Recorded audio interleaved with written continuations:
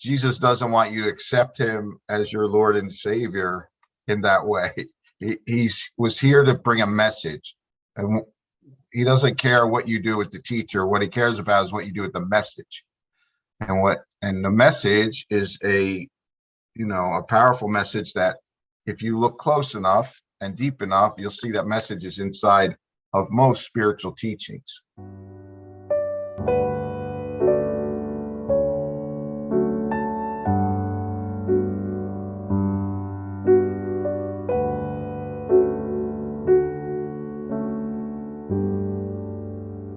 It doesn't matter what religion you are, follower, or born into. None of that really matters relative to the course. But the story of the crucifixion is a powerful story. So whether you see it as allegory or you see it as something that really happened, doesn't matter. I, of course, believe it occurred, but it doesn't matter.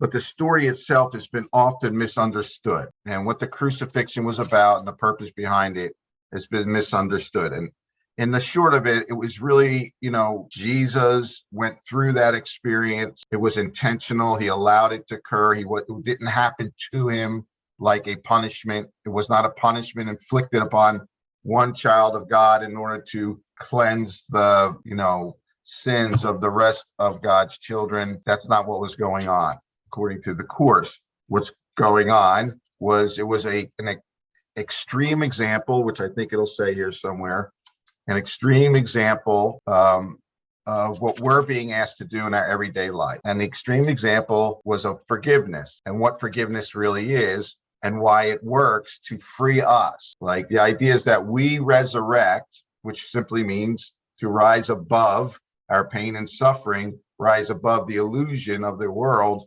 when we forgive. And what forgiveness really is, for anybody that's been here with me for a while, and in this group, is the willingness to see the truth.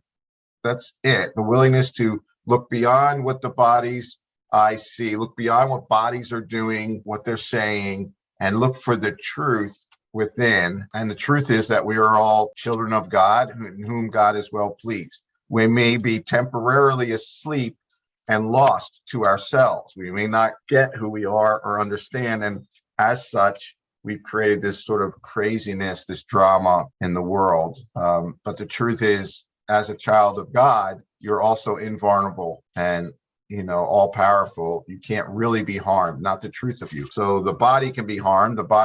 Jesus's body was being harmed, and he was being attacked. His body was being attacked, but he didn't see himself as being attacked. That's the idea.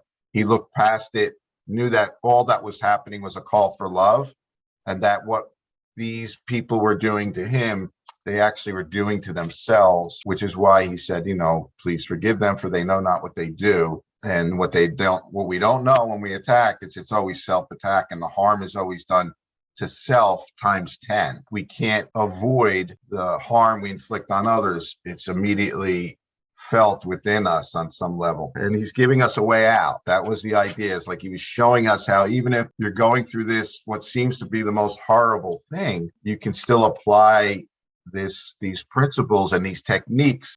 One of the key things Jesus did not do in the story of the crucifixion was attack. He didn't attack back.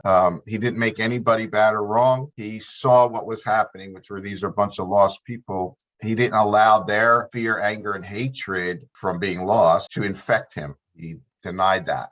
He said no to it. So this is the idea that we all have the capacity to do this. All of us, no matter what seems to be going on. Even the most insane of us, and the Course says we're all insane, right? This whole thing is a joyride into insanity. And, we're varying degrees of insanity, but insanity is insanity. Insanity means to be out of your mind, to be out of your true mind, to be in some craziness that if you look close enough doesn't really make sense. Even the most insane of us can do this if we choose to do so.